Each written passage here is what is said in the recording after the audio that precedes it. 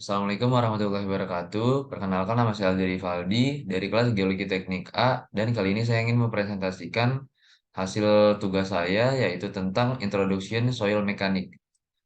Nah, di sini ada soal pertama yaitu tentang perbedaan soil 1, 2, dan 3 yang akan saya kerjakan di beda file nanti. Lalu kita langsung lanjut ke soal yang 10 pertanyaan itu untuk review. Dan nomor satu pertanyaannya adalah apa yang dimaksud dengan mekanika batuan dan kenapa pengetahuan tentang mekanika batuan ini penting dalam rekayasa geoteknik. Jadi, seperti yang kita ketahui bahwa mekanika batuan ini merupakan ilmu yang mempelajari perilaku mekanik dari batuan dan material geologi terkait. Jadi untuk lebih spesifiknya, yang dipelajari dari mekanika batuan ini adalah perilaku dari batuan di bawah tekanan, tegangan, dan beban yang berbeda, serta bagaimana batuan bereaksi terhadap tekanan, gesekan, suhu, serta gangguan yang lain. Lalu kenapa sih pengetahuan tentang mekanika batuan ini penting? Nah, seperti yang kita ketahui bahwa batuan merupakan salah satu bahan geologi yang paling umum digunakan untuk konstruksi, termasuk dalam pembangunan bendungan, jembatan, terowongan, tambang, dan lain. Mekanika batuan ini memungkinkan ahli geoteknik untuk memahami karakteristik fisik, mekanis, dan geoteknis dari batuan, serta perilaku batuan di bawah beban dan tekanan yang berbeda. Hal ini juga akan membantu ahli geologi teknik dalam dalam merencanakan, merancang, dan membangun struktur geoteknik yang aman dan tahan lama di atas atau di dalam batuan.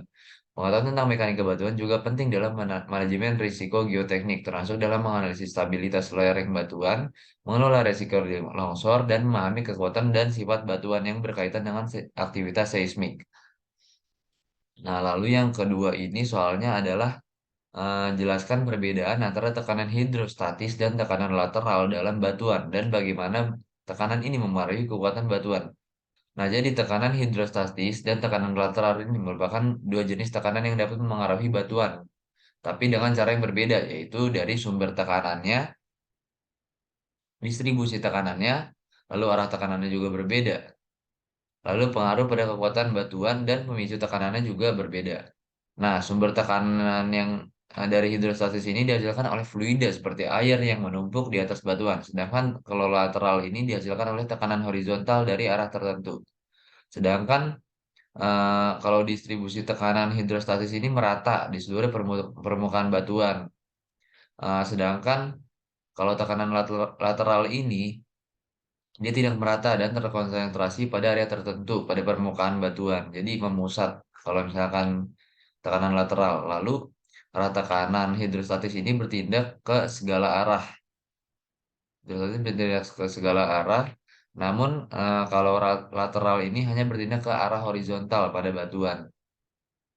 Lalu sedangkan pengaruh pada kekuatan batuan tekanan hidrostatis ini dapat meningkatkan kepadatan dan kekuatan batuan. Sedangkan kalau lateral ini bisa melemahkan batuan atau dapat menyebabkan patahan pada batuan. Lalu pemicu tekanan hidrostatis ini umumnya terjadi di dalam lingkungan yang tergenang air seperti danau atau sungai, sedangkan lateral ini terjadi karena tumbukan antara dua batuan atau akibat aktivitas tektonik seperti pergerakan lempeng bumi. Seperti yang sudah saya cantumkan gambar di sini.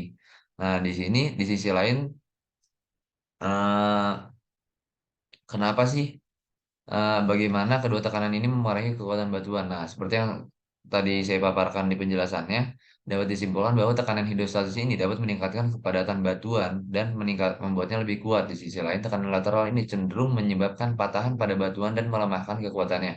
Oleh karena itu, pemahaman yang baik tentang tekanan hidrostatis dan lateral sangat penting dalam memahami karakteristik dan perilaku batuan dalam kondisi yang berbeda.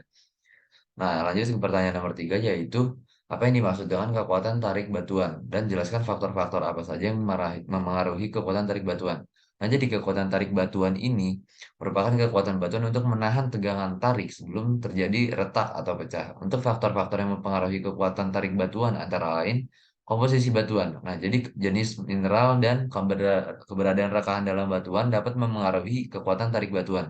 Lalu yang kedua adalah struktur batuan.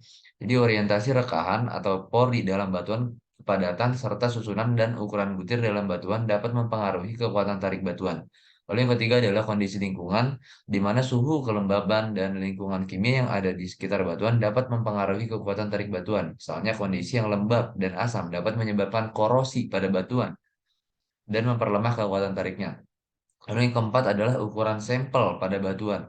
Ukuran sampel ini dapat mempengaruhi kekuatan tarik batuan. Semakin besar ukuran sampel batuan, maka kekuatan tariknya cenderung lebih tinggi. Lalu yang kelima, kecepatan pemuatan. Nah, laju pemuatan pada saat dilakukan uji tarik pada batuan dapat mempengaruhi kekuatan tarik batuan. Semakin cepat pemuatan pada batuan, maka kekuatan tariknya cenderung lebih rendah. Lalu yang terakhir, tekstur batuan. Jadi kekasaran permukaan batuan, porositas, dan kemampuan batuan untuk menyerap air juga dapat mempengaruhi kekuatan tarik batuan. Lalu lanjut ke yang nomor 4.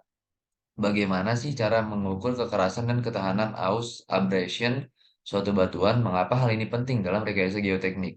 Nah, jadi terdapat tiga cara untuk mengukur kekerasan dan ketahanan abrasi suatu batuan, yaitu yang pertama uji kekerasan batuan atau rock hardness test. Uji ini dilakukan dengan menggunakan alat pemukul atau hammer atau palu dan sebagainya atau alat penggores, scratch test pada permukaan batuan untuk mengetahui seberapa keras sih atau seberapa tahan lama sih batuan tersebut. Nah, lalu yang kedua, uji ketahanan aus atau abrasion test. Nah, jadi uji ini dilakukan dengan menggosokkan benda abrasif seperti pasir atau kerikil pada permukaan batuan dengan kecepatan dan tekanan tertentu. Kemudian dihitung berapa berapa banyak bahan yang terkelupas dari permukaan batuan setelah uji selesai. Lalu yang ketiga ini adalah uji kekuatan tarik atau tensile strength test. Uji ini dilakukan untuk mengukur kekuatan tarik batuan yang merupakan kemampuan batuan untuk menahan tegangan tarik sebelum terjadinya retak atau pecah.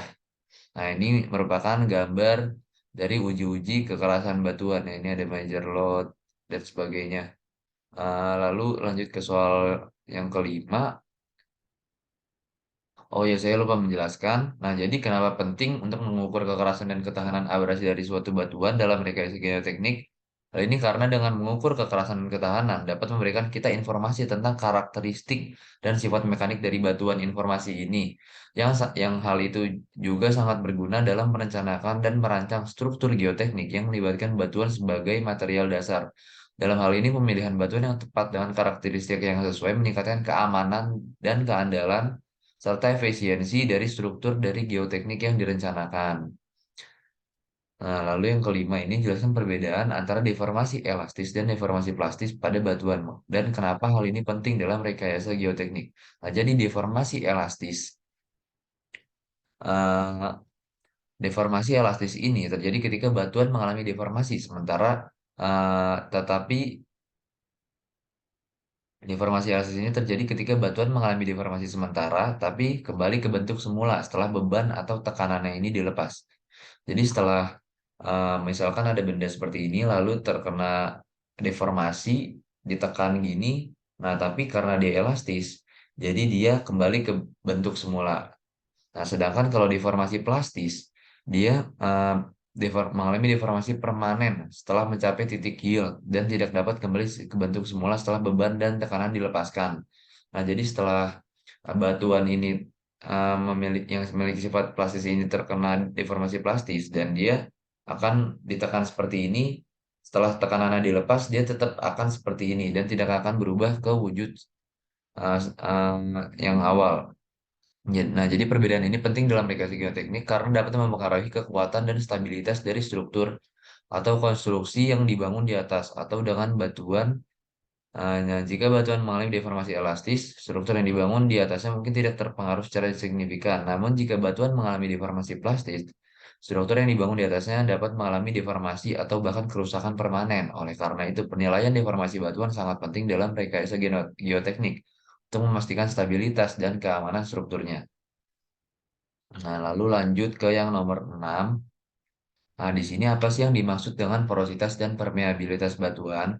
Bagaimana porositas dan permeabilitas batuan ini dapat mengaruhi perilaku geoteknik batuan. Nah, jadi porositas ini merupakan persentase volume ruang pori atau rongga udara yang terdapat di dalam batuan dibandingkan dengan volume total batuan tersebut. Nah, jadi semakin tinggi porositas suatu batuan menandakan pula semakin banyak ruang pori atau ruang rongga yang terdapat di dalam batuan. Nah, sedangkan permeabilitas adalah kemampuan suatu batuan untuk mengalirkan fluida melalui rongga atau pori batuan. Nah, apabila semakin tinggi permeabilitas suatu batuan, maka semakin mudah cairan atau gas dapat mengalir pada batuan tersebut. Nah, jadi kedua parameter ini sangat penting dalam geoteknik batuan karena dapat mempengaruhi kemampuan batuan dalam mengalirkan cairan, minyak, atau gas, serta dapat mempengaruhi daya dukung batuan dan stabilitasnya. Misalnya, batuan dengan porositas tinggi dan permeabilitas rendah seperti batuan lempung dapat menahan air dan menjadi sangat kuat ketika kering, tapi menjadi sangat lemah ketika basah karena air dapat mengisi pori-porinya. Di sisi lain, batuan dengan porositas rendah dan permeabilitas tinggi seperti batuan beku dapat memungkinkan aliran air melalui jaringan pori-porinya dan dapat mempercepat degradasi batuan akibat erosi dan pelapukan, sehingga perlu adanya penyesuaian desain dari pondasi, konstruksi, dan sebagainya. Nah, lalu pertanyaan yang ketujuh, yaitu, nah di sini merupakan contoh dari eh, porositas dan permeabilitas yang baik dan yang buruk. Nah, di sini ada nomor 7, yaitu jelaskan apa yang dimaksud dengan patahan dan sesar pada batuan. Mengapa patahan dan sesar ini dapat menyebabkan risiko kegagalan struktur. Nah, jadi patahan merupakan celah atau retakan yang terjadi ketika batuan mengalami deformasi atau regangan yang cukup besar sehingga melebihi eh, kekuatan batuan itu sendiri. Sedangkan sesar pada batuan merupakan celah atau rekahan yang terbentuk akibat pergerakan relatif antara dua atau lebih blok batuan yang bersebelahan.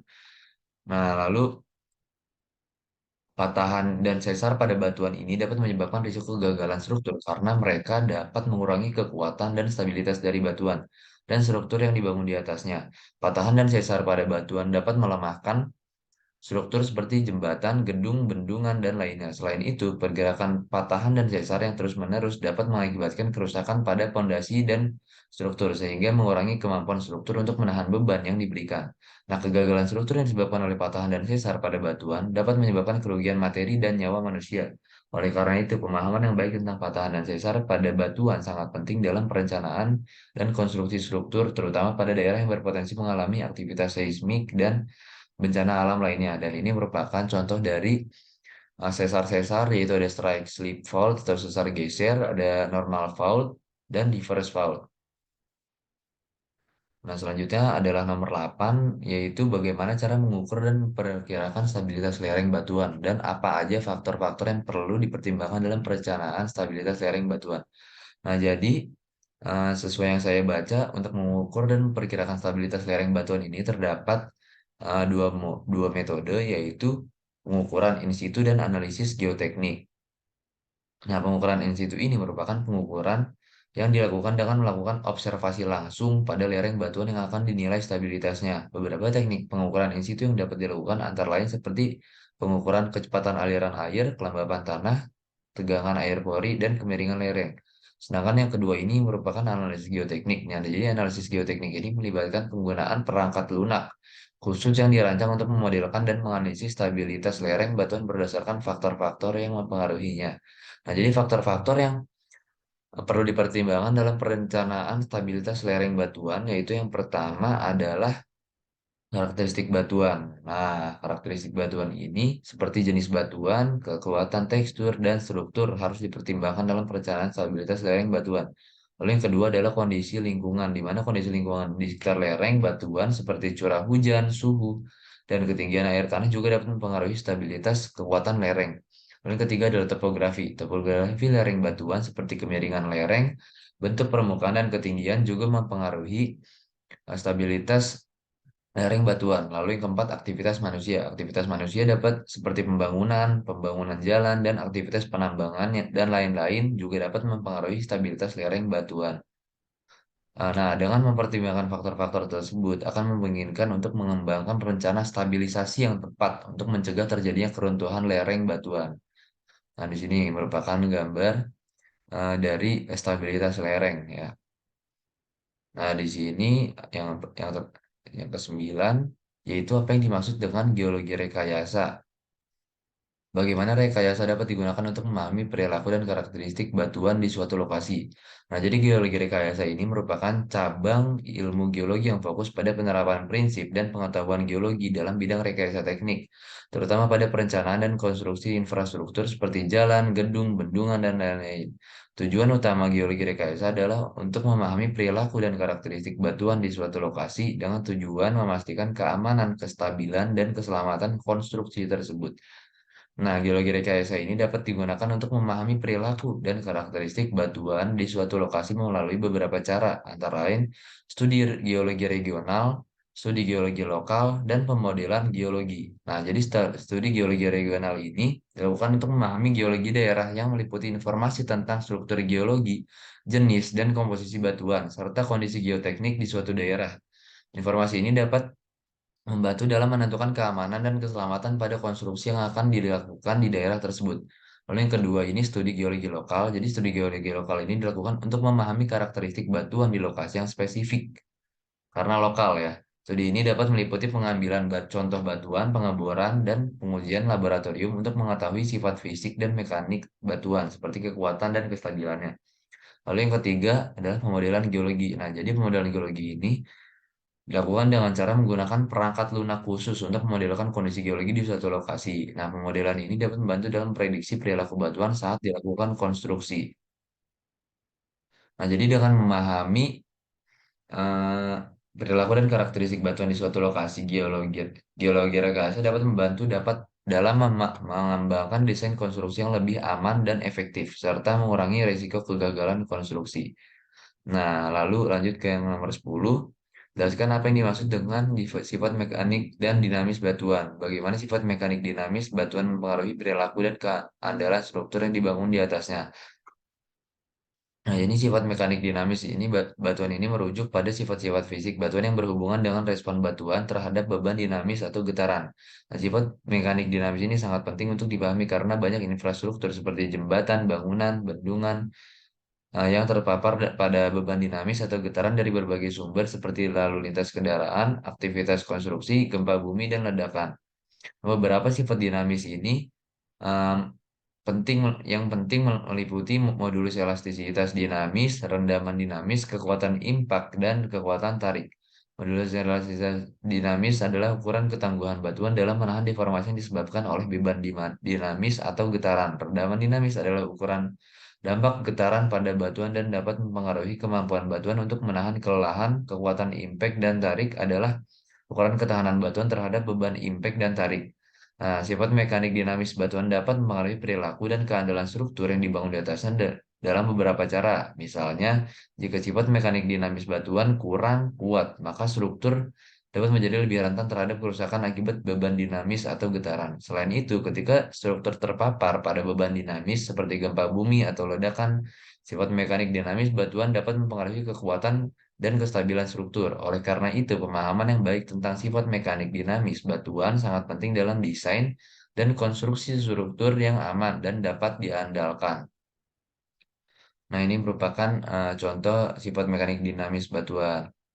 Nah, ini merupakan referensi yang saya pakai dari Donald P. Koduto pada tahun 2011, lalu Bella Bodo dan Colin Jones pada tahun 2013, dan Braja M. Das pada tahun 2010. Terima kasih, kurang lebihnya mohon maaf. Maaf jika ada salah kata atau salah pengertian, interpretasi. Kurang lebihnya mohon maaf. Wassalamualaikum warahmatullahi wabarakatuh.